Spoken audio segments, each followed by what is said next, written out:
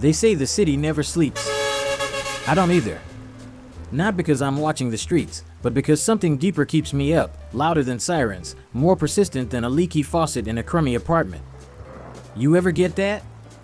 That sharp twitch in your gut when someone says the wrong thing, or maybe just the right thing, at the wrong damn time. That's a trigger, friend. Not a metaphor. A real one. Invisible, but loaded. And most people, they don't even know they're carrying them. I've been shot at, lied to, stabbed in the back, literally and otherwise. But you know what cuts the deepest? The things you don't see coming. The words that hit like bullets because they echo something older. Something buried. A voice from your past, wrapped in a new face. Happens every day. A guy flinches when his boss raises his voice. A woman freezes when someone walks away. A teenager punches a wall because his dad never answered the door when it mattered. That's the real crime scene. Right there, behind your ribs. Trust me, I've tried. Most nights I lie awake, tracing cracks in the ceiling, replaying old memories like grainy surveillance footage. Not cases.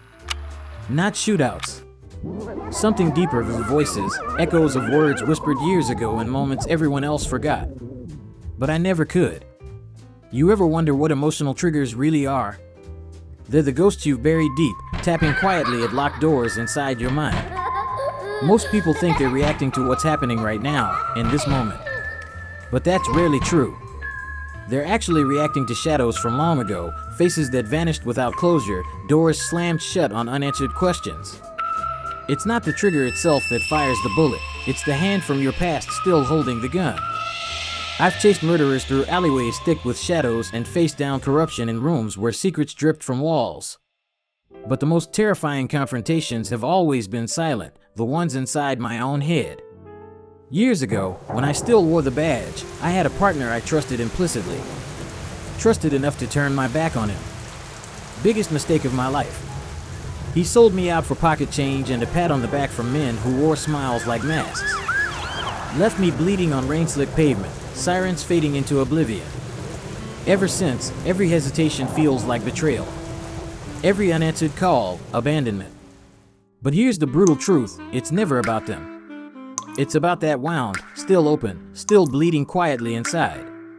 Triggers aren't weaknesses. They're signals, breadcrumbs your subconscious scatters, desperately guiding you back to moments where something went wrong. Most people move through life blindfolded, tripping over past pains, blaming luck or fate. Not me. I've learned to pause, to kneel down, to examine the debris carefully. Every scar, every reflexive flinch is evidence, part of the case file that is your life. And like any good detective, I know you can't solve a mystery by ignoring the clues. There was this guy last month, ex-military, built like concrete, tough as steel cables. He came to me because he kept snapping at his family over nothing. Or at least, that's what he said. But nothing is ever truly nothing.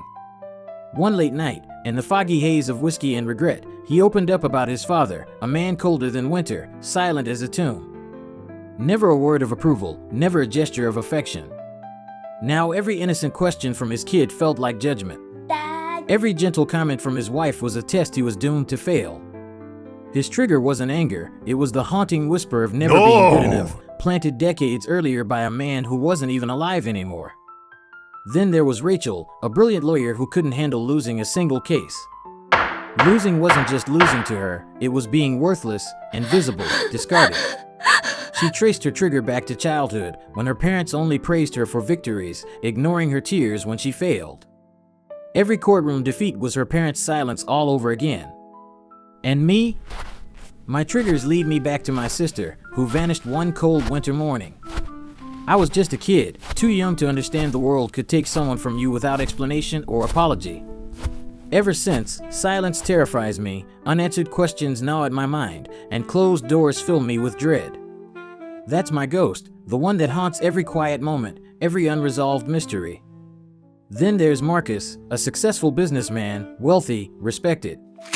But beneath that polished exterior was a kid from the streets who remembered the nights going hungry, the sound of eviction notices hitting the floor, the look of shame in his mother's eyes. His trigger was fear, fear of returning to poverty.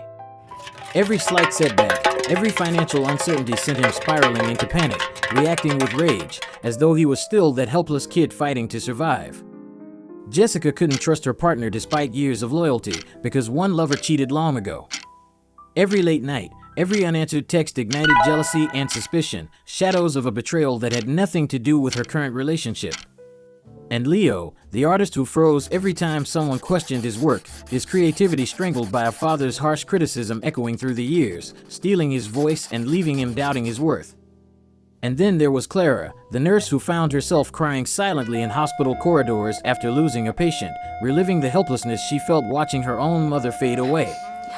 Every death reopened old wounds, every failure amplified the echoes of grief she tried so hard to silence. And maybe the hardest trigger of all, hope.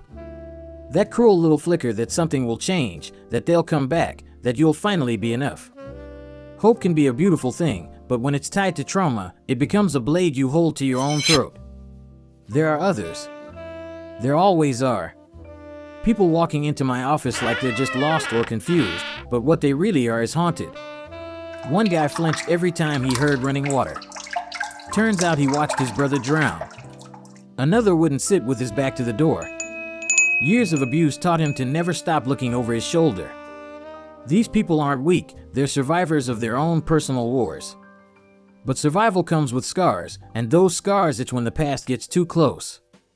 I've learned the hard way, your triggers don't belong to your boss, your partner, your family, they belong solely to you.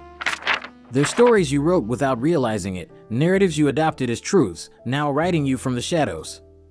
The only way to rewrite them is to face them head on. You can't outsmart a ghost or outrun it. You can only confront it, acknowledge it, and finally, set it free. For years, I tried drowning my ghosts with endless cups of coffee and piles of casework, hiding them in the nightmares of strangers. It worked, until it didn't. Until one night, alone in my small, dim apartment, every buried truth clawed its way to the surface, suffocating me like smoke in a burning building. That night taught me something crucial. You can't bury pain indefinitely. It always finds a way back, rising from beneath, stronger for having been ignored. The only real choice is to dig it out, hold it to the light, and understand it. Healing isn't neat or easy. It feels more like reopening a cold case, pulling dusty files from forgotten storage, sifting through painful evidence with careful hands. But when you finally piece everything together, when you finally understand why a word, a look, or a silence feels like a blade, then you reclaim power. Genuine power. Because you're no longer the victim of your past, you're the detective unraveling the greatest mystery of all, yourself. Next time your chest tightens, your voice shakes, your fists clench, don't dismiss it. Don't run. Stand still. Listen closely. Ask yourself, who or what does this remind me of? Follow that thread into the darkness, and when you find that younger you still lingering in the shadows, reach out your hand. Tell them it's safe now. Tell them they've survived. Tell them it's finally time to come home. Because the truth always surfaces eventually. And when it does, don't look away. Stare it straight in the eye. You'll find it looking back at you, patient and calm, waiting for you to finally set it free. And when it's free, so are you.